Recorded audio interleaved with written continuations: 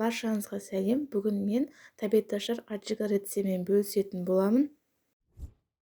Және де алдағы уақытта түрлі рецепттер жіберіп алмас үшін арнама подписаться батырмасын басып тіркеліп кетуді ұмытпаңыз.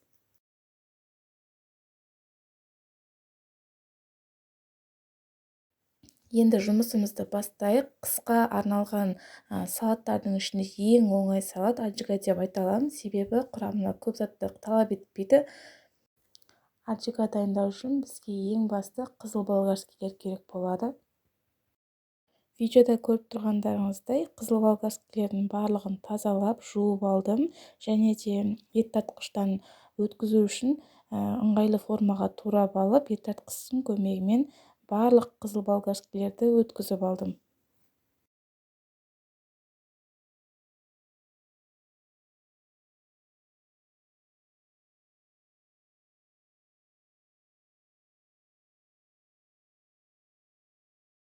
Ет тартқыштан, яғни мясорубкадан қызыл болгарскийларымызды өткізіп жатқан кезде мен құрамына қосатын чеснокты да бірге өткізіп алдым.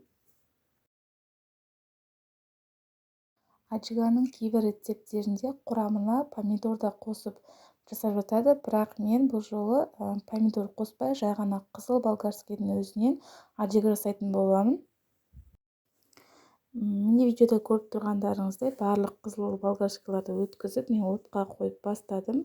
Енді өзіміздің жаңағы дайындап жатқан аджикамыздың көлеміне байланысты сұйық майымызды қыздырып құямыз. Мен бір кеседей сұйық май құйдым.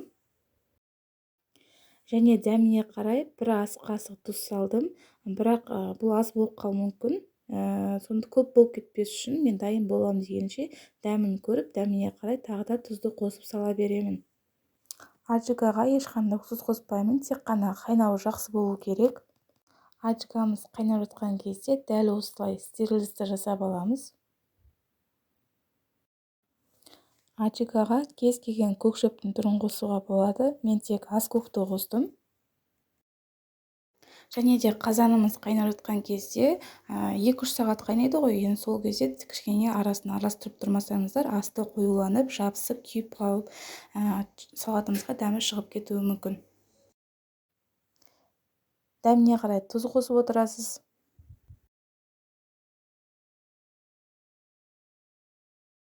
Аджиканың басқа салаттардың ерекшелігі дәмінің ащы болып тәбетімізді ашуы.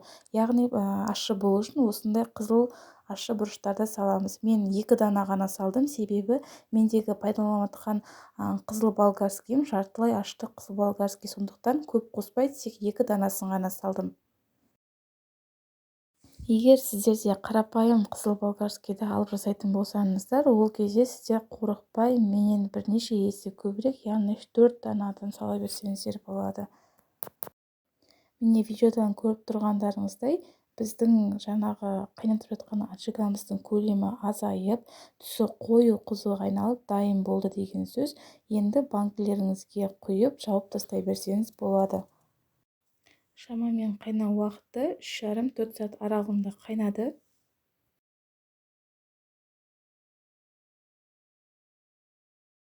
Видеода көріп тұрғандарыңыздай бұранда крышкамен де жабуға болады. Тек аузын жабар кезінде қатты ауа қалмайтындай етіп жапсаңыз болды.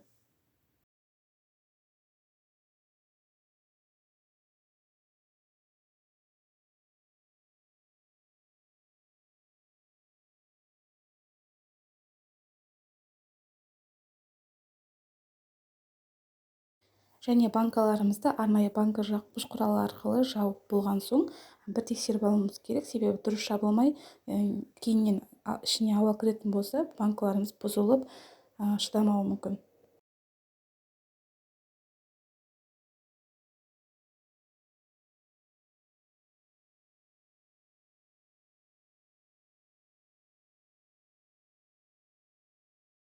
Міне видеода өздеріңіз көргендеріңіздей аса бір көп уақытыңызды алмайды, жұмысы да бір қиын емес, құрамына да тіпті көп затты қажет етпейтін, бірақ қыстың кезінде өте тәбеташар тағам ретінде ұсынылатын аджикамыз дайын болды. Көріп тұрғандарыңыздай светінің өзі қандай әдемі шықты.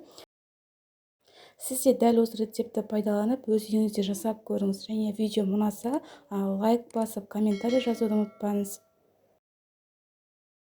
Және алдағы уақытта да рецепттерді жіберіп алмас үшін арнама тіркеліп алуды ұсынамын. Назарларыңызға көп рахмет.